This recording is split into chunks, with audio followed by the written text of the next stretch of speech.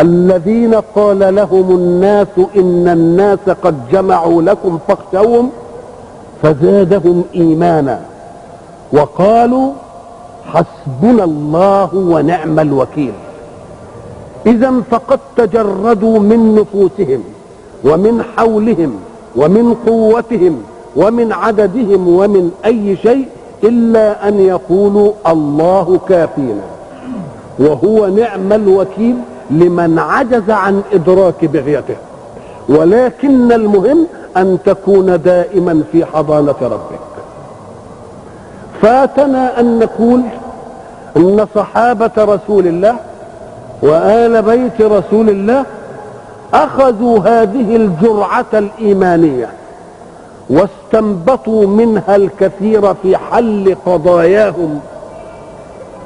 وفي ذلك في قول الله حسبنا الله ونعم الوكيل يذكرنا الإمام جعفر الصادق ابن سيدي محمد الباقر ابن سيدي علي زين العابدين، وكان أفقه الناس بالقرآن وكان أعلمهم في استنباط أسرار الله فيه.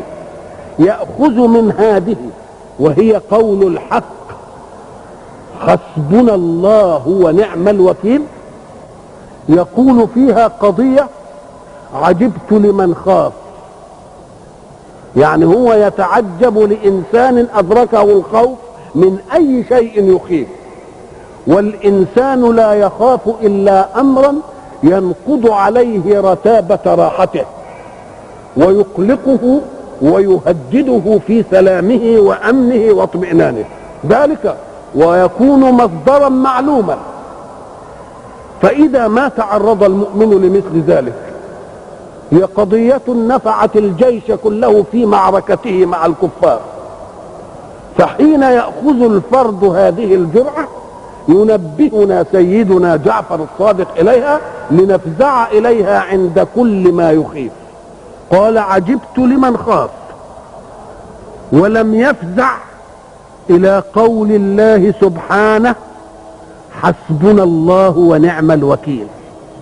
يتعجب لإنسان أدركه الخوف ثم لا يفزع إلى هذه الجملة حسبنا الله ونعم الوكيل، ثم يستنبط بإشراقاته سر هذا فيقول لأني سمعت الله بعقبها يقول فانقلبوا بنعمة من الله وفضل لم يمسسهم سوء.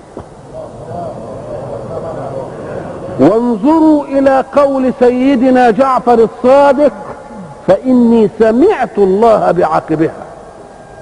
هو قرأ، ولكن المؤمن حين يقرأ كلام الله إنما يستحضر أنه يسمع الله يتكلم. فإني سمعت الله بعقبها يقول فانقلبوا بنعمة من الله وفضل لم يمسسهم سوء. ولذلك السبب في أن الحق يقول إذا قرئ القرآن فاستمعوا له وأنصتوا، لأن الله هو الذي يتكلم، وعيب أن يتكلم ربك في أذنك ثم تشغل عن المتكلم وهو ربك، عيب. وبعد ذلك يكمل لنا قضية الاستنباط القرآني. نحن بصدد حسبنا الله ونعم. إذا رجدت الخوف ايه؟ يخيفك أي شيء فوق مستوى أسبابك، ما لك إلا أن تقول حسبنا الله ونعم الوكيل بحقها، فإن قلتها كفاك الله شر ذلك الخوف، لأنه سمع الله يقول بعد وقالوا حسبنا الله ونعم الوكيل، النتيجة بعد القول إيه؟ فانقلبوا بنعمة من الله وفضل لم يمسسهم سوء. شوف النعمة وفضل من النعمة من مين؟ من الله. والفضل من مين؟ وقد تصيبك النعمة والفضل ولكن تقدر ذلك في أخريات الأمور. قال لك لا ده زادت إنها غنيمة باردة ولا حصلش فيها أن مسنا سوء. فانقلبوا بنعمة من الله وفضل لم يمسسهم سوء. وكان نتيجة ذلك التجربة اللي نفعت والتجربة اللي نجحت ان اتبعوا رضوان الله، نجحت وياهم. وكذلك يقول الامام صدق عشان نكمل الروجيتات اللي عاملها لجوانب النفس البشريه. فالنفس البشريه يفزعها ويقلقها ويجعلها مضطربه ان تخاف شرا يقع عليها. الروجيتا بتاعت دي ايه؟ حسبنا الله ونعم الوكيل. وعجبت لمن اغتم، والغم قلق يحدث في النفس ولكنك لا تدرك اسبابه، اسبابه معقده، صدر ضيق كده تقول. ولذلك احنا نقول انا صدر ضيق، انا متعب مش عارف ليه، يعني ما مرش بيك الان اشياء تستوجب هذا، انما ما هي يمكن حصيله تفاعلات احداثيه انت ما انتش فاكرها دلوقتي، يبقى ده اسمه غم بقى. فقال وعجبت لمن اغتم ولم يفزع. ساعة ما يغتم يعمل ايه؟ يفزع الى قول الحق سبحانه لا اله الا انت سبحانك اني كنت من الظالمين. يقرب ذنبه، يقول الغم ده ما جاليش الا لانني خرجت شويه عن المنهج. فاني سمعت الله بعقبها يقول فاستجبنا له ونجيناه من الغم، اللي هو سيدنا مين؟ يونس. فاستجبنا له ونجيناه من الغم، وليست خاصية كانت ليونس، وكذلك ننجي المؤمنين. باب واسع الله أدخل فيه مين؟ كل المؤمنين. وعجبت لمن مكر به. مكر به دي معناها ايه؟ بيت له الشر بحيث يخفى. لأن ما هو المكر؟ المكر تبييت شر لخصمك. خصمك دي هو بحق، هو على شر وأنت بحق، يبقى شر يبيت لمين؟ لخير. أهو ده المكر السيء. مقابله مكر ايه؟ حسن. ولذلك ربنا بيقول ولا يحيق المكر إن هو السيء إلا بأهله. إذا ففيه مكر مش سيء، كأن يبيت صاحب الحق لصاحب الشر تبييتا يخفى عليه. يبقى ده مكر ولا مش مكر؟ يبقى ده اسمه مكر ايه؟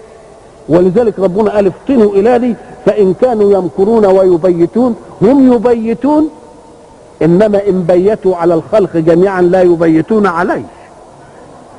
يبقى عارف لكن أنا رب وإن بيت لهم فلن يستطيعوا كشف هذا التبييت.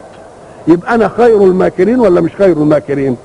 لأن اللي تبيت ده من الممكن ينعرف، يبقى مكر خايب. إنما المكر الحقيقي بقى اللي ما فيش وسيلة أنها تنعرف، يبقى ربنا لما يبيت لخصومه يبقى ما يقدروش إيه؟ يعرفوا. يبقى خير الإيه؟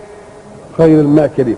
وعجبت لمن مكر به ولم يفزع إلى قول الله سبحانه وأفوض أمري إلى الله إن الله بصير بالعباد.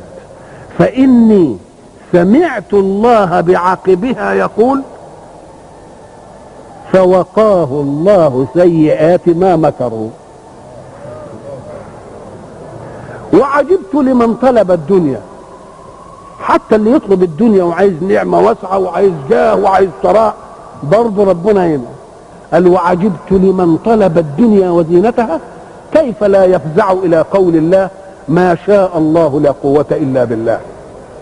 حين تقول ما شاء الله لا قوة إلا بالله أتتك الدنيا مهرولة، لأنك جردت نفسك من حولك وقوة حيلك وأسبابك وتركت الأمر لمين؟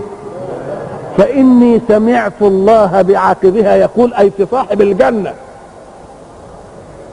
ما شاء فلولا إذ دخلت جنتك قلت ما شاء الله لا قوة إلا بالله إن ترني أنا أقل منك مالا وولدا فعسى ربي أن يؤتيني خيرا من جنتك. إذا فالجوانب البشرية في النفس هي خوف له وصفة، هم له وصفة، مكر بيك لها وصفة، مطالب دنيا وسعتها لها ايه؟ لها وصف. الوصفه اللي معانا اللي هنا جت هنا ايه؟ حسبنا الله ونعم الوكيل، فانقلبوا بنعمه من الله وفضل. النعمه هي ان يعطيك على قدر عملك، والفضل انه يزود. لم يمسسهم سوء، كان من نتيجه ذلك ان جمعوا بين كل ما وهب لهم واتبعوا رضوان الله، لانها اصبحت ايه؟ عمليه مجربه. واتبعوا رضوان الله والله ذو فضل عظيم.